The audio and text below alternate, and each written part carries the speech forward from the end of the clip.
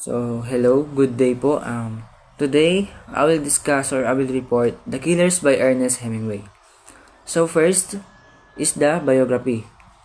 Biography, Ernest Hemingway, 1899-1961. The best-known writer of this time, when Hemingway was awarded the Nobel Prize for Literature in 1954. The committee cited his powerful style-forming mastery of the art of modern narration. Hemingway's skills in the short story was as great as his skills in the novel. That's a biography of the killers. Next is the story. The killers present as the idea that crime has to be disgraced in the long run. It brings hard consequence for the committers. It brings about horror and distrust among the people. The story also tells us many truths of life. Sabi dito, yung kwento daw ng The Killers is naghahalin tulad sa isang trahedya na kung saan ang bawat buhay ng tao ay napakalaga or makabuluhan. And also, dito rin natin malalaman kung ano ang buhay, kung ano ang halaga at katotohanan ng buhay natin. Dapat pahalagaan natin lagi yung buhay natin kasi hindi naman natin araw-araw isa atin yung buhay natin. Like, hiram lang talaga yung buhay natin. Galing kay God. Kaya, dapat natin pahalagaan, ingatan, at mahalin natin yung buhay natin. Ganon din sa mga family natin. Dapat ingatan natin at pahalagaan natin sila. Next is, dito naman yung sa kwento ng The Killers. Lunchroom is a small restaurant which is visited by middle and lower middle class people. The restaurant was almost empty at the time Al and Max exered. They sat at order for heavy dinner. George, the man at the counter, told them that heavy dinner was not ready offered from 6 o'clock. They make fun of the restaurant rules. They will provide with the available food.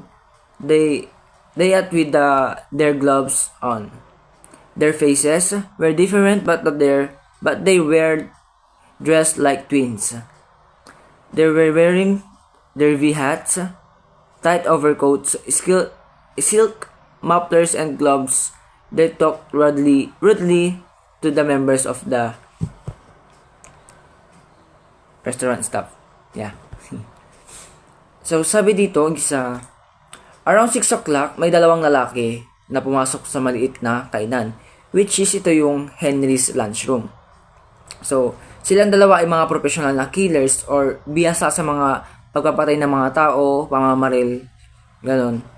Tapos, nung pumasok yung dalawang tao, ay halos wala pang customer. That time, kasi umaga pa lang ata nun around 6 o'clock or 5 o'clock, ganun. Then, halos wala pang gaanong customer nun. Kaya umupo sila at nag-order muna sila ng mga kanila habang nakasuot ang mga kanilang gloves sa kanilang mga kamay, yung mga pangsuot ng pang-killers talaga, like yung gloves na makapal, yung kulay black, tapos yung mga bonnet sa muka, ganun. Para silang kambal na sobrang same yung suot nila, ganun. Tapos, masyado silang maangas kung makipag-usap sa mga staff at sa mga kainan, ganun. Then yun. Next is suddenly take out their guns, point at the members of the staff. Al takes Nick and Sam to the kitchen while keeping them at gunpoint. Max sits with George at the counter to handle the situation. He asks George to tell the customers that the cook is off. They declared that they had come to kill a man named Ollie Anderson, who visited the restaurant at the time regularly. They wait for him. On that day, he does not come. After waiting for almost 2 hours, they leave the restaurant. Before that, we will watch the video of the killers. So, watch muna natin.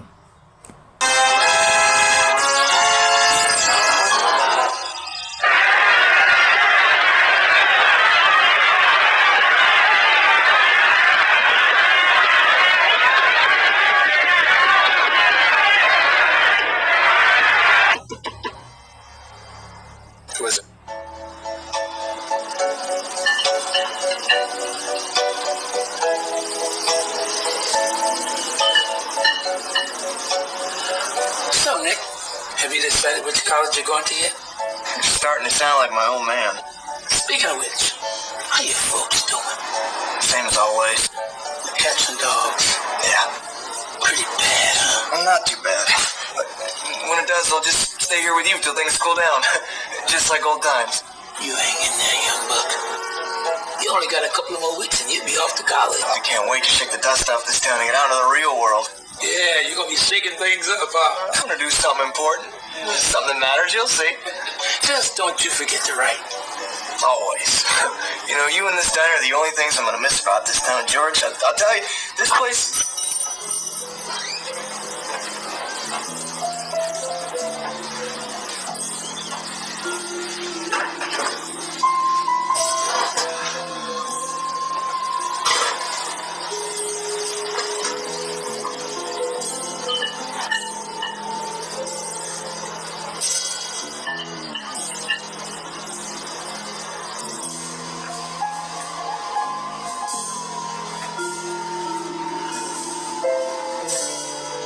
What's yours? I'll have the roast pork tenderloin with applesauce and mashed potatoes. It isn't ready yet.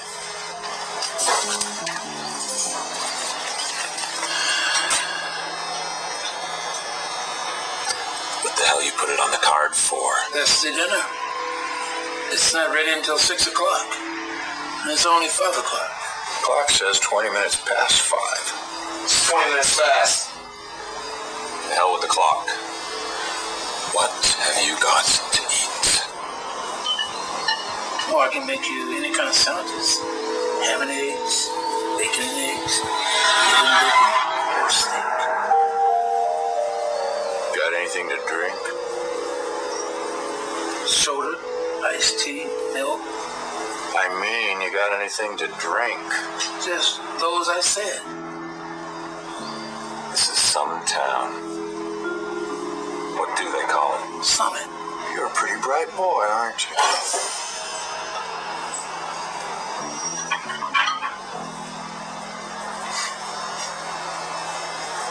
Well, you're not, is he, Al? He's dumb.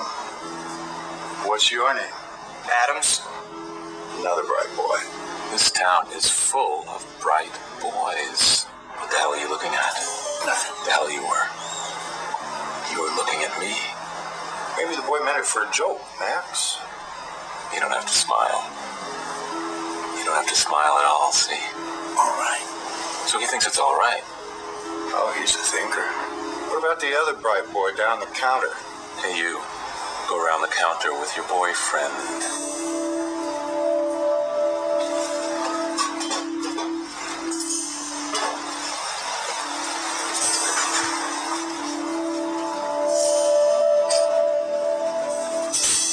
Better go around.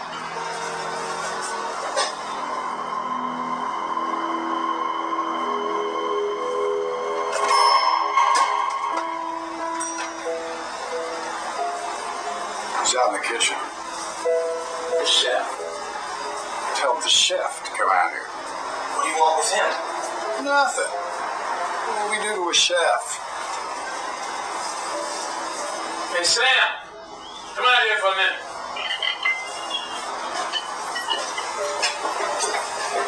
Yeah, what is it?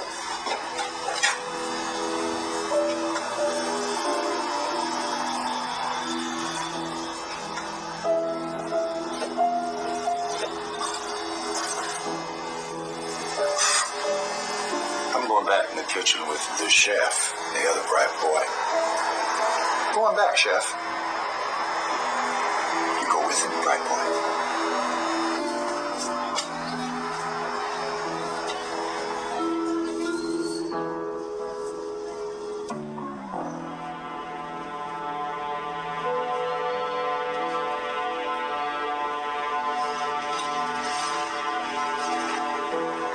don't you say something? What's it all about? Well, we're gonna kill the Swede. You know the big Swede? John Anderson. Yeah. He used to be a boxer. From Chicago. Comes here every night to eat, don't he? What are you going to kill John Anderson for? What did he ever do to you? We're obliging a friend. Shut up, you talk too goddamn much. Oh, I gotta keep him amused. Don't I?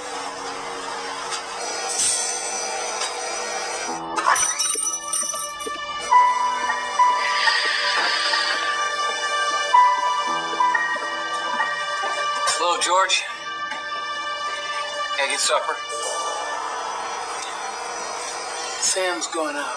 He'll be gone for about a half an hour. Now, wait. Sam might be gone a little longer than a half an hour. Why don't you go up to Mary Odell's? I hear she's serving great beef stew. I hate her stew. Stinks. I heard it got better. Cut it out, George. Making me feel like you don't want my business. I'm sorry, the diner's closed. You trying to get rid of me? The diner's closed.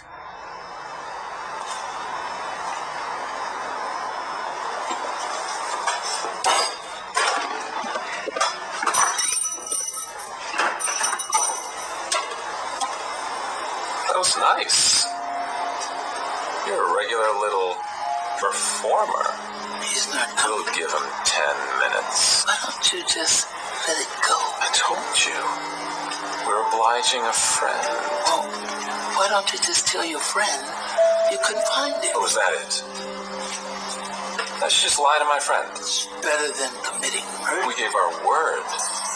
We'd do the job. You'd rather kill than break your word? Hell of a thing. Not keeping your word. People get killed because they don't keep their word. You screw up, you should pay for it. Or maybe he was afraid. Cowards don't deserve to live. When you start something, you ought to have the guts to finish it. That's not right.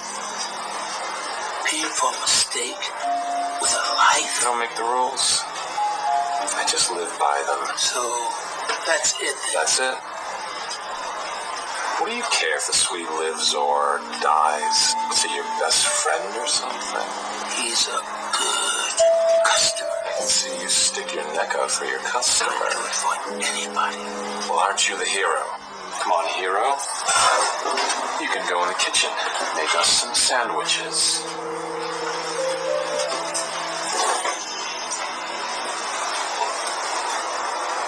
Bright boy can do everything. He can cook and everything. You'd make some girl a nice wife. Your friend isn't going to come. Fine. Then tell us where he is. I don't know where he is. Al. Now let's try that again. And don't tell us that in this small hick town, everybody doesn't know where everybody else lives. Now where's the Swede?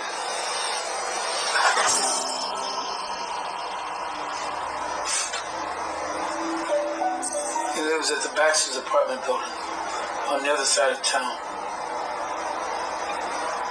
If you're lying, Oh, I'd blow his goddamn head off.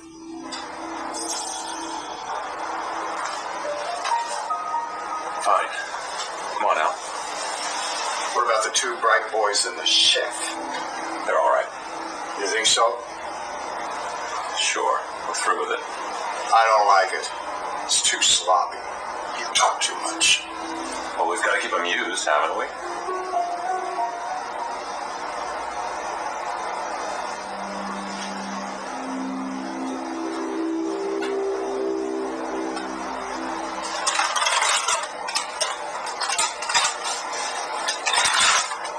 So long, bright boy. You got a lot of luck. That's the truth. You gotta play the races.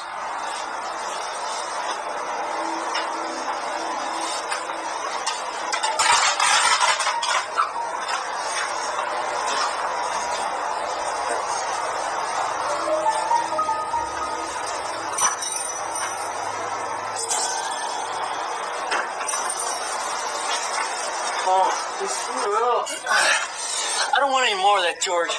What the hell? Why'd you give up John, those thugs? I sent them clear across town on the opposite side from John. Yan, napanood nyo na yung video, and then this time naman is yung kwento ulit niya. Pagpapatuloy natin yung kwento niya. So, sabi dito sa The Killers is biglang nilabas nila yung mga kanilang baril at tinutok sa mga staff ng restaurant. Tapos si Al naman ay kinuha niya si Nick at Sam sa kusina habang nakatutok ito sa kanila.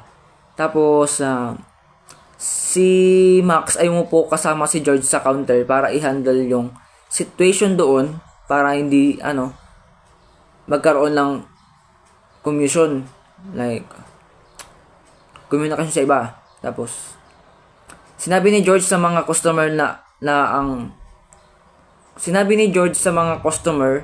ang tagaluto or yung cook ay wala o naka-day off.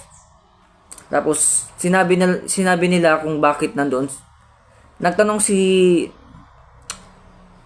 yung isa kung bakit sila nandoon. Tapos sabi naman ng killers is may papatayin sila, which is yung pangalan is si Ollie Anderson. Tapos makalipas yung halos 2 oras is napaghihintay nila ay umalis sila sa restaurant kasi nga wala doon si Ollie Anderson, hindi nila mapapatay. Kaya yun.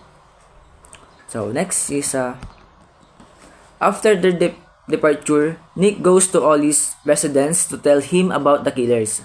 However, Ollie listens about the killers very casually. He tells him that nothing can be done. He thanks Nick on his coming and tells him about the killers. Nick returns and tells George about Ollie. Nick is afraid of wants to leave the town. George agrees to it. So, dito naman is si Nick daw ay agad pumunta sa bahay nila Ollie para sabihin ang tungkol sa mga killers. Nagkwento siya about dun sa killers, kung ano yung ginawa nila doon, kung bakit sila nandoon. Then pinakinggan naman ito ni Ollie Anderson si Nick. Hanggang sa sinabi ni Ollie Anderson kay Nick na walang mangyayari sa kanyang masama at nagpapasalamat din siya kasi sinabi agad ni Nick sa kanya mismo. Like pumunta si Nick sa bahay nila para sabihin sa kanya na maging aware siya, ganun. Kaya yun, sabi ni Ollie Anderson na nagpapasalamat siya kasi nga ginagawa niyang aware si Ollie Anderson para once na bumalik yung mga killers is hindi na siya ulit dadating nandoon. So next is exposition naman tayo. So exposition. Two strangers named Al and Max walk into George's dinner. So sabi dito is sa exposition, may 2 stranger na pumasok sa restaurant na ang kanilang pangalan ay Al at Max. Tapos sa rising action, Max and Al start to harass George about his menu. They then start to call Nick bright boy. After the 2 men eat, they Nick and the cook in the kitchen. So sabi naman dito is pagtapos kumain ng 2 killer ay tinali nila si Nick at yung mga tagaluto sa kitchen, sa kusina, ganun. Tapos next is climax.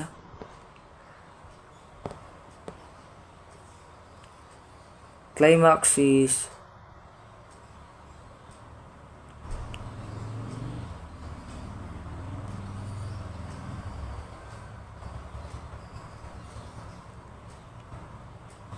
climax.